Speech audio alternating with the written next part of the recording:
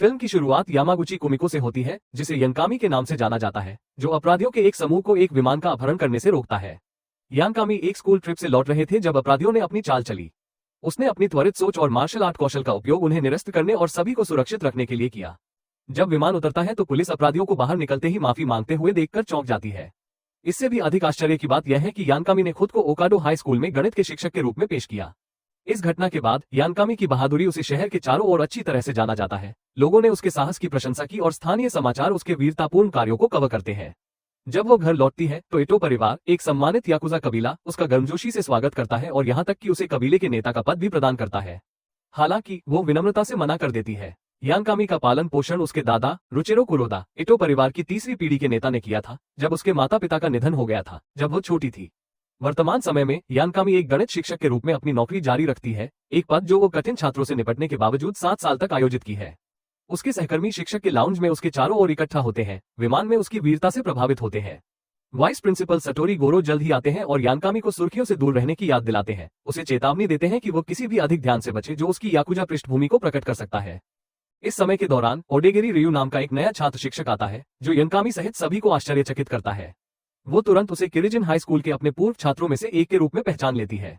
यानकामी उसे इसी तरह के रास्ते पर चलते हुए देखकर खुश है, लेकिन रियू स्वीकार करता है कि वो अभी भी प्रशिक्षण में है और अभी तक शिक्षक बनने के बारे में पूरी तरह से निश्चित नहीं है। बाद में यानकामी रियू को कक्षा 3D में पेश करती है, छात्रों का एक समूह जिसके लिए वो जिम्मेदार है, जो स्कूल में सबसे अधिक परेशानी के लिए जाना जाता है। छात्र कक्षाएं छोड़ने, शिक्षकों का अनादर करने और झगड़े में पड़ने के लिए कुख्यात है, जिससे वे कर्मचारियों के लिए एक निरंतर चुनौती बन जाते हैं। जैसे ही वे कक्षा के पास पहुंचते हैं, रियू आश्चर्यचकित हो जाता है जब वो अंदर जाने से पहले यानकामी को खुद को परेशान करते हुए देखता है। एक बार जब वे प्रवेश करते हैं तो कक्षा अराजक होती है। छात्र यानकामी को तब तक अनदेखा करते हैं जब तक कि वो उनका ध्यान आकर्षित करने के लिए अपनी आवाज नहीं उठाती है। एक छात्र स्पष्ट रूप से परेशान होकर उस पर एक टेनिस बॉल फेंकता है, लेकिन यानकामी कुशलता से इसे चकमा देता है और उनका ध्यान आकर्षित करते हुए उसे वापस फेंक देता है। फिर वो रियू को अपने सहायक के रूप में पेश करती है, लेकिन छात्रों को सुनने में कोई दिलचस्पी नहीं है, जो यानकामी को निराश करता है। जब वे सहयोग करने से इनकार करते हैं तो वो हताशा से एक कैन को लात मारती है।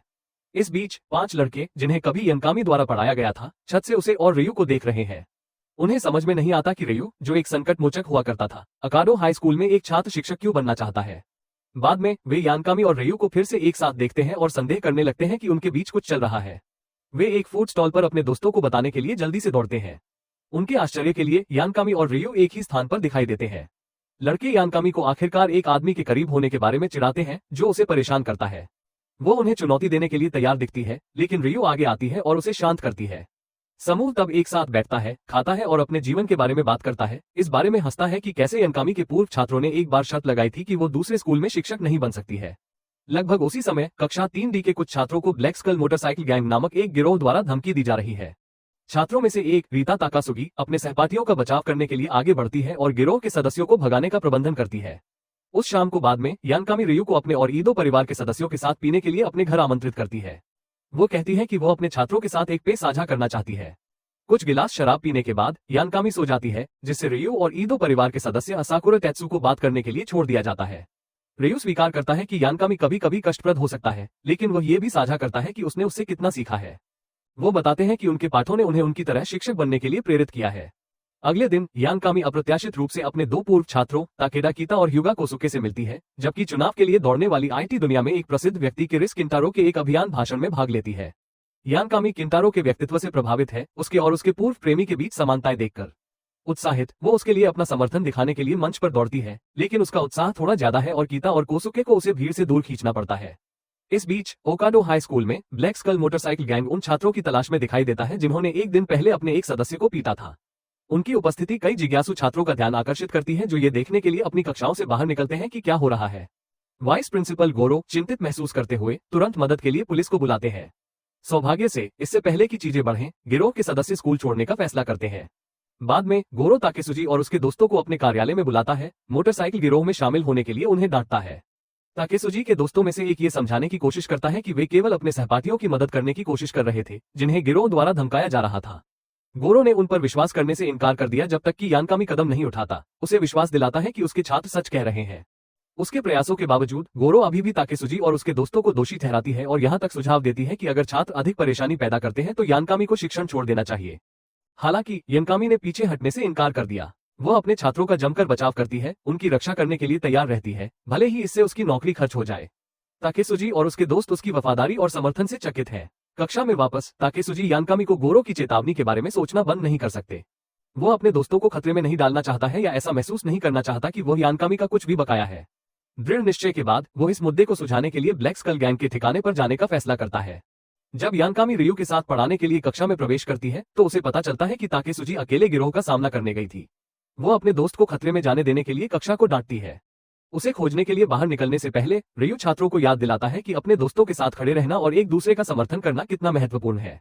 ब्लैक स्कल गैंग के ठिकाने पर ताकेसुजी गिरोह का सामना करता है, उन्हें अपने स्कूल को अकेला छोड़ने और सीधे उससे निपटने के लिए कहता है। ये देखकर कि वो अकेला है, गिरोह के सदस्य उस पर हमला कर देते हैं।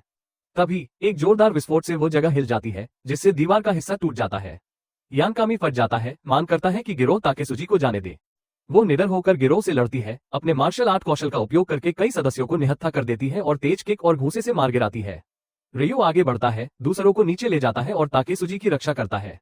गिरोह के सदस्य यानकामी की ताकत और रियू के दृढ़ संकल्प से अभिभूत होकर अंततः पीछे हट जाते हैं, जिससे ताकेसुजी सुरक्षित हो जाती है। इसके तुरंत बाद ताकेसुजी के दोस्त आते हैं और उसे बुरी तरह से घायल पाते हैं। जैसे ही यानकामी जाने की तैयारी करती है, वो सभी को अलविदा कहती है। अगली सुबह यानकामी को खुशी से आश्चर्य होता है जब कक्षा 3D की एक छात्रा स्कूल के प्रांगण में उसका स्वागत करती है। दयालुता का ये छोटा सा कार्य उसकी आत्माओं को ऊपर उठाता है, जिससे उसे सराहना का एहसास होता है। वो दिवास्वप्न देखना शुरू कर देती है, कल्पना करती है कि यह कैसा होगा यदि कक्षा 3D में उसके सभी छात्र अच्छा व्यवहार करते हैं और हमेशा उसकी बात सुनते हैं। उसका दिवास्वप्न अचानक ताकेसुजी द्वारा बाधित किया जाता है, जो उसे याद दिलाता है कि वो एक महत्वपूर्ण बैठक को याद करने वाली है। यानकामी अपने विचारों से बाहर निकलती है और शिक्षक के लाउंज में भाग जाती है। शिक्षक की बैठक के दौरान 2 पुलिस अधिकारी परेशान करने वाली खबर के साथ आते हैं। वे रिपोर्ट करते हैं कि अकाडो हाई स्कूल के पूर्व छात्र काजामा रेन अवैध नशीली दवाओं की गतिविधियों में शामिल है। सबसे पहले शिक्षकों को संदेह है, लेकिन अधिकारी बताते हैं कि रेन को एक ऐसी जगह पर छापे के दौरान पकड़ा गया था जहां दवा भंडारण सुविधा होने का संदेह था। ये सुनकर यानकामी, जो रेन के होमरूम शिक्षक थे, को सच्चाई को उजागर करने की तीव्र इच्छा महसूस होती है। भले ही खबर चौंकाने वाली है, उसका मानना है कि कहानी में और भी बहुत कुछ है और वह ये पता लगाने के लिए दृढ़ है कि रेन क्यों शामिल हुआ। बाद में यानकामी रेन की तलाश के लिए शहर में चला जाता है। चारों ओर देखते हुए वो अपने कुछ पूर्व छात्रों से टकराती है जो रेन के दोस्त थे। वे उसे खोजने में उसकी मदद करने के लिए सहमत हैं क्योंकि वो गायब हो गया है। वे अलग हो गए, शहर में हर उस जगह की खोज करते हैं जहां रेन आमतौर पर घूमता है, उसे खोजने की उम्मीद में। उस शाम जब रियू घर जा रहा होता है तो वो कक्षा 3D से गुजरता है और अंदर से आने वाली अजीब आवाजें सुनता है। जिज्ञासु वो जांच करने के लिए अंदर जाता है और रेन को कक्षा में सोता हुआ पाता है। रियू उसे जगाता है और उसे यानकामी से बात करने के लिए राजी करता है कि क्या हो रहा है। कुछ ही समय बाद यानकामी और रेन के दोस्त, जो उसकी तलाश कर रहे थे, उसके ठिकाने के बारे में जानने के बाद कक्षा में पहुंचते हैं। यानकामी रेन को सुरक्षित देखकर राहत महसूस करता है, लेकिन रेन परेशान है। वो बताता है कि वो उस पर अपनी समस्याओं का बोझ नहीं डालना चाहता था क्योंकि उसे लगता है कि जब वो उसका छात्र था तो उसने हमेशा उसे निराश किया। यानकामी उसे सांत्वना देता है, उसे आश्वासन देता है कि वे सभी उसका समर्थन करने के लिए हैं, चाहे कुछ भी हो। ये सुनकर रेन खुलता है और स्वीकार करता है कि उसे धोखा दिया गया था। किसी ने उसे पैकेज देने के लिए उच्च वेतन वाली नौकरी की पेशकश की और उसने अपनी छोटी बहन का समर्थन करने में मदद करने के लिए काम स्वीकार कर लिया। लेकिन जब रेन ने छोड़ने की कोशिश की तो उस व्यक्ति ने उसे धमकी दी और चोट पहुंचाई, जिससे उसे उनके लिए काम करते रहने के लिए मजबूर होना पड़ा। यानकामी रेन और अन्य लोगों को सावधान रहने और किसी भी आपराधिक गतिविधियों से दूर रहने की सलाह देता है। रेन की रक्षा के लिए यानकामी उसे और उसके दोस्तों को अपने याकुजा संबंधों का खुलासा किए बिना कुछ समय के लिए अपने घर पर रहने के लिए आमंत्रित करता है। बाद में जब यानकामी रियू को अलविदा कह रही है, इटो परिवार के सदस्य परेशान करने वाली खबर लेकर उसके पास आते हैं। केंटारो, जिस राजनेता की वो प्रशंसा करती थी, वह वास्तव में रेन की नशीली दवाओं के कारोबार में शामिल होने के पीछे है। गुस्से में यानकामी ने केंटारो का सामना करने का फैसला किया। रेन बातचीत सुनकर साथ आने पर जोर देता है। वे अगले दिन केंटारो का उसके कार्यालय में सामना करने की योजना बनाते हैं, जहां वो एक अभियान भाषण देने वाला है। अगली सुबह यानकामी को केंटारो का सामना करने की रेन की योजना के बारे में पता चलता है और वह चिंतित हो जाता है। वो जल्दी से ओगाटा यामादा से संपर्क करके उसे रोकने की कोशिश करती है, जो रेन के साथ है, उनकी सुरक्षा के डर से। हालांकि यामादा उसकी चेतावनियों को नजरअंदाज कर देती है और दूर से केंटारो को देखना जारी रखती है। घबराहट महसूस करते हुए यानकामी उनका पीछा करने का फैसला करती है, लेकिन जैसे ही वह जाने वाली होती है, रियू अपनी मोटरसाइकिल पर आता है, उसे केंटारो के कार्यालय में ले जाने के लिए तैयार होता है। केंटारो के कार्यालय भवन में माहौल जीवंत और अराजक है क्योंकि एक लाइव अभियान कार्यक्रम की तैयारी चल रही है जिसे राष्ट्रीय टेलीविजन पर प्रसारित किया जाएगा। प्रवेश पाने के लिए यानकामी और रियू खुद को समर्थकों के रूप में प्रच्छन्न करते हैं। रेन और यामादा की खोज करते समय यानकामी अपने पूर्व छात्रों में से एक असुचिया हिकारू से टकराकर आश्चर्यचकित हो जाती है, जो अब एक कैमरामैन के सहायक के रूप में काम कर रही है। एक त्वरित पुनर्मिलन के बाद यानकामी और रियो अपने मिशन को फिर से शुरू करते हैं, इस बात से अनजान कि उन्हें केंटारो की घटना को कवर करने वाले पत्रकारों द्वारा कैमरे में कैद कर लिया गया है। ओकाडो हाई स्कूल में वापस उनके सहकर्मी उन्हें लाइव टीवी पर देखकर चौंक जाते हैं। आखिरकार यानकामी और रियो केंटारो के अवैध दवा भंडारण गोदाम में पहुंचते हैं। अंदर वे यामादा और अन्य लोगों को उन बक्सों का निरीक्षण करते हुए पाते हैं जिन्हें रेन संभालता था। रेन गुस्से में एक मूर्ति को तोड़ देता है, जिससे अंदर छिपी हुई दवाएं सामने आती हैं। अचानक केंटारो के गुर्गे उन्हें ढूंढते हैं और समूह पर अपने हथियार तान देते हैं। लेकिन इससे पहले कि वे कार्य कर सकें, यानकामी पीछे से चुपके से उठता है और गुर्गों को नीचे ले जाता है। रेन और अन्य लोगों को समय पर बचा लेता है। जबकि केंटारो राष्ट्रीय टेलीविजन पर प्रसारित होना जारी रखता है, यानकामी का गुस्सा बढ़ता जाता है।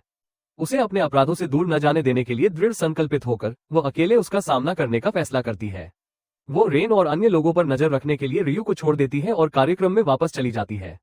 एक नाटकीय कदम में यानकामी केंटारो के भाषण के बीच में मंच पर आ जाता है, जिससे वो और दर्शक दोनों चौंक जाते हैं। दर्शक अविश्वास में हौंफते हैं, कुछ भ्रम में बड़बड़ाते हैं, जबकि अन्य अप्रत्याशित दृश्य रिकॉर्ड करने के लिए अपना फोन निकालते हैं। बिना किसी हिचकिचाहट के वो केंटारो को अवैध ड्रग रिंग के पीछे के मास्टरमाइंड के रूप में उजागर करती है, जिससे भीड़ के बीच अराजकता पैदा हो जाती है। मंच के ऊपर बड़ी स्क्रीन केंटारो की नशीली दवाओं के भंडार के स्थान का खुलासा करने वाली छवियों के साथ चमकती है, जिससे हर कोई सदमे में रह जाता है। जैसे ही लोग इस कार्यक्रम को छोड़ने के लिए हाथापाई करते हैं, केंटारो हताश अपने गुर्गों को यानकामी को पकड़ने का आदेश देता है। भले ही उसकी संख्या कम हो, रियो मदद के लिए आगे बढ़ता है। उसकी रक्षा के लिए केंटारो के आदमियों से प्रहार करता है। इसके तुरंत बाद यानकामी के पूर्व छात्र सहायता के लिए आते हैं, लेकिन वह उन्हें वापस रहने के लिए कहती है, न कि चाहती है कि उन्हें चोट पहुंचे। अपनी ताकत इकट्ठा करते हुए यानकामी एक एक करके केंटारो के गुर्गों से लड़ती है, जब तक कि केवल केंटारो रह जाता है, उसे घेर लेता है और उस पर बंदूक तान देता है।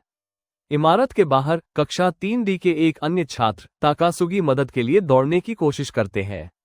इस बीच अंदर यानकामी केंटारो को अपनी आपराधिक गतिविधियों को रोकने के लिए मनाने की कोशिश करता है। उसके शब्द उस तक पहुंचते प्रतीत होते हैं और एक पल के लिए केंटारो और यानकामी के छात्र उसकी करुणा से प्रभावित होते हैं। तभी पूरी तरह से सशस्त्र पुलिस अधिकारी घटनास्थल पर पहुंचते हैं। केंटारो की जान के डर से यानकामी पुलिस को उसे गोली न मारने के लिए मनाने की कोशिश करता है। आखिरकार केंटारो को गिरफ्तार कर लिया जाता है। जैसे ही उसे ले जाया जाता है, वह यानकामी के सभी छात्रों से कहता है कि वे भाग्यशाली हैं कि उन्हें उसके जैसा शिक्षक मिला है। उसके चेहरे से आंसू बहने के साथ यानकामी अपने छात्रों को हमेशा उसके साथ खड़े रहने के लिए धन्यवाद देती है, उनके समर्थन के लिए गहराई से आभारी महसूस करती है। एक दिन स्कूल जाते समय यानकामी अपने कुछ पूर्व छात्रों से मिलती है जो अब अपने करियर में सफल है।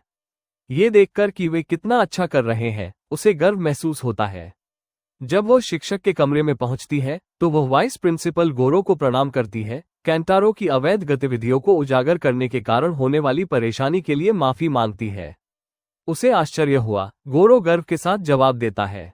वो उसे बताता है कि उसके कार्यों ने ओकाडो हाई स्कूल को अधिक लोकप्रिय और सम्मानित बना दिया है, जिसने स्कूल की ओर अधिक ध्यान आकर्षित किया है। कुछ दिनों बाद फिल्म के अंत के करीब ये रियो की शिक्षण इंटर्नशिप का अंतिम दिन है।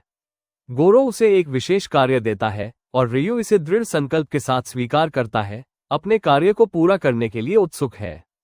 उस दिन कक्षाएं समाप्त होने के बाद यानकामी ने अपनी कक्षा 3D छात्रों को मैदान पर किक द कैन खेलने के लिए बाहर ले जाने का फैसला किया।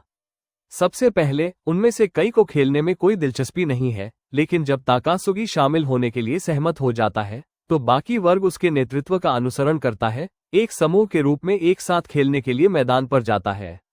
ये सरल खेल एकता का क्षण बन जाता है, क्योंकि छात्र यानकामी के साथ जुड़ते हैं और अपने समय का आनंद लेते हैं। तो कहानी का नैतिक ये है कि यदि आप गुप्त याकुजा संबंधों के साथ गणित के शिक्षक हैं, तो हमेशा अपनी पिछली जेब में कुछ मार्शल आर्ट कौशल रखें। आप कभी नहीं जानते कि आपको अपराध से लड़ने या अपराधियों से भरी कक्षा को जीतने की आवश्यकता कब होगी। कृपया करके हमारे चैनल को लाइक और सब्सक्राइब करना न भूलें।